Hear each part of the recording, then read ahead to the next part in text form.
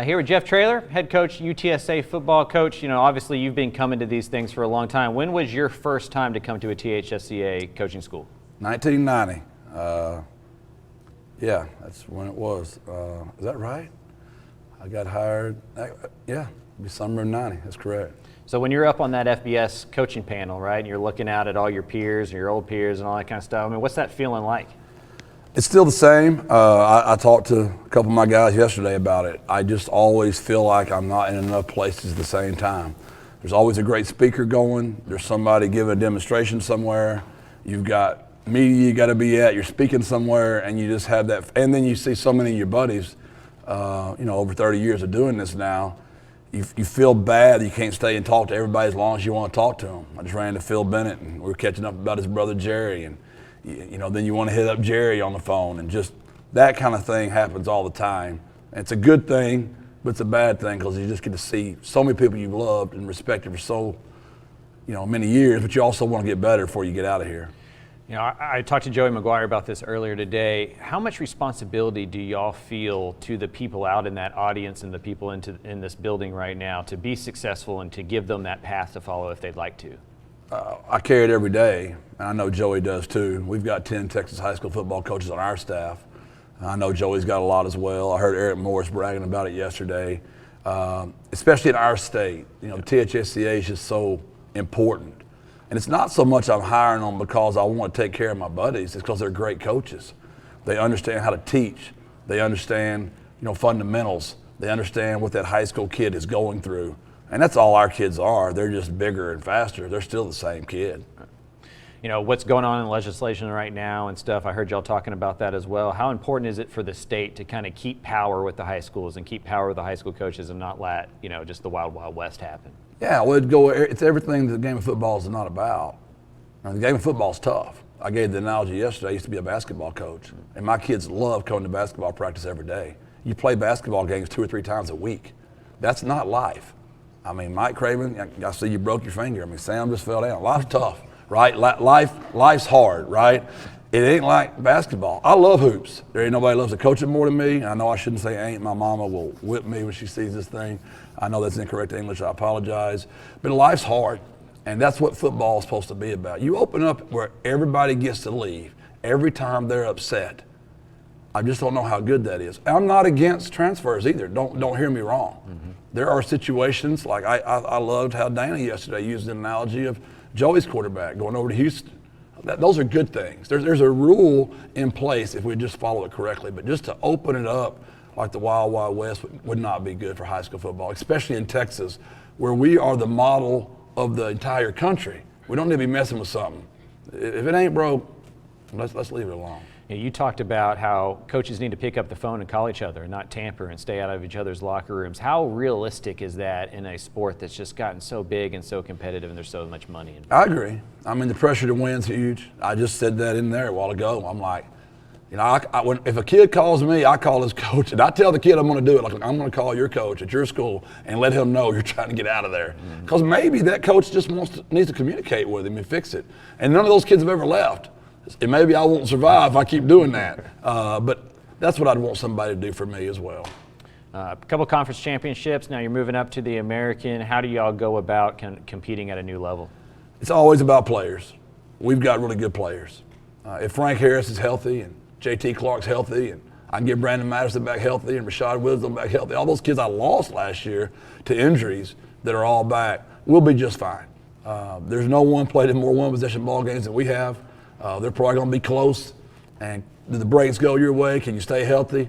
We're excited. We've got a good football team, and usually when you got good football teams, you win ball games. And I hope we can keep winning. It's a lot of fun. I'm an analytics guy. I've always felt those one-possession games were coin flips, that, you know, it's 50-50. I think you're starting to convince me that that's not true. How do you go about getting a football team to be comfortable in uncomfortable situations that way?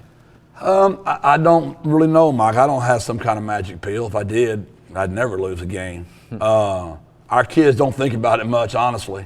We just play. And we work situations like everybody else does. We work 4-minute, we work 2-minute, we work coming out, we red zones, green zones. We've got all that stuff too. Frank and those guys, where I might be uniquely different is I'm gonna love them the same. whether we lose a heartbreaker to Troy or win a conference championship to North Texas. I'm not going to treat them any differently. I'm going to love them unconditionally. As long as they do their absolute best and they do the plan we try to do forward, we're not going to talk about it. But I want to back up because I don't want to think like it's coaching. I've got better players. And this is my 19th year. And for 19 years, I've had better players. And when you got better players, you win more ball games. And as long as we keep getting better players in San Antonio and we keep developing them, we're going to keep winning. I hear every G5 coach talk about how they get worried that their best players are going to leave, right? That they're going to go to Power 5, that they're going to get bought, they're going to get tampered with. How have you gone about building a culture that hasn't led to a lot of that exodus, even with all the success y'all have had? Well, one, I never even use that terminology. Hell, we ain't no different. I mean, y'all can put a letter in front if y'all want to. We'll line up and play with anybody in the country. We don't give a rat's tail about all that stuff. That's what you media guys talk about. It ain't what I talk about. I mean, trust me, when I was at Gilmer, Texas, I wasn't going in there going, hey, man, we're a 4A football team. By God, I hope we can beat this 6A football team. We put the ball down, went there and whipped their tail. I mean, that's what you're supposed to do. That's why we don't get into all that lingo. We just put the ball down and freaking play football. Is it fair to say y'all's offensive line, defensive line is as deep and talented as it's been since y'all have been there? Totally agree. I think that's where we've improved the most. I wrote on our board, that game to Texas hurt. Our twos couldn't play with their twos. Our ones were fine. We battled. And the Troy game, in the bowl game, we just didn't have the depth with the injuries. We couldn't last. And I'm not making excuses. I'm the head coach. It's my responsibility. But we have really upped our recruiting. Our twos and threes we feel is strong right now, especially in our interior line play, Mike. Good for you for noticing that. But, yeah, we feel really good about that. It was Don't Eat the Cheese in 2021. It was Bull Don't Care in 2022. What's the message been so far to the team in 2023? Mike's on his stuff, boy. This year it's really, I know it's corny as heck. It's mottos are so overdone, but they're still fun to do them. Heck, you can go to Gilmer right now. We've got every motto since 2000. To this day, we've got them up right now.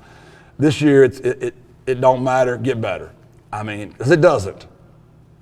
We've won 23 games, only Alabama and, I don't know, maybe Georgia and Ohio State won more. Doesn't matter, get better. Back-to-back conference champion, doesn't matter, get better. Frank Harris is back for his 27th year, doesn't matter, get better. Rashad Wisdom's back for year 13, doesn't matter, get better. Oscar Cardenas back. For all of us, moving to a new conference, doesn't matter, get better. We got to be better.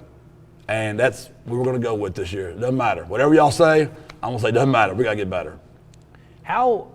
What is the benefit of having a quarterback that's been around for so long and has done so many things? Like, I'd imagine that takes a lot off the plate of the offensive coordinator. Oh, he's the modern day Johnny Manziel. He's just left-handed. I mean, the most amazing human. I know y'all get tired of hearing it, but he's been through, I think, 7 knee surgeries now, 2 shoulder surgeries. When he comes on the field, he takes a knee, he prays. He works his tail off for 2 hours. He bows, prays, leaves the field. It's every day. He's the most unique individual I've ever met in my life. I love Frank Harris, and I pray he's healthy this year. If he's healthy and he can play, we can play with anybody. And if he's not, we feel very confident in Eddie and Owen. But Frank Harris is magic. He's different. He started, except when he's been injured, he started every game for me in my entire career. And I'd sign him for 10 more years if they'd let me. Playoffs about to expand, moving up in a conference. I mean, what is the ceiling for UTSA football? There is none. It's unlimited. It's whatever our boosters want it to be. I mean that. It's one of the greatest cities in the country. We play in a great facility in the Alamo Dome. We have a great university. And I'm excited. I know it's year 4 for me. And our trajectory is just sky high. And we're really excited about going to the AAC. We have a ton of respect for those guys. But we also know we play good football too. And we're ready to go show people. Lastly, I got to ask you, you're playing against G.J. Kinney on week 2. I know y'all are really close going back to when he was a teenager. What's that going to be like that week kind of going into that game? It'll be terrible. I love G.J. like my own son. I mean that. He literally is like my own child. And it'd be tough, but it is what it is. He's a competitor. I'm a competitor for 3.5 hours. We'll be knocking each other's socks off. But other than that, you're not going to hear me say anything but great things about the love and respect I have for G.J. Kinney. A lot of my career is due to G.J. And I think he threw 55 touchdowns and 1 interception for me and won me a bunch of ball games. And he's an unbelievable human. And anything I can do to help him, I'm going to do it. All right, sir. Appreciate the time. Mike, thank y'all very much. Absolutely. Appreciate what y'all do.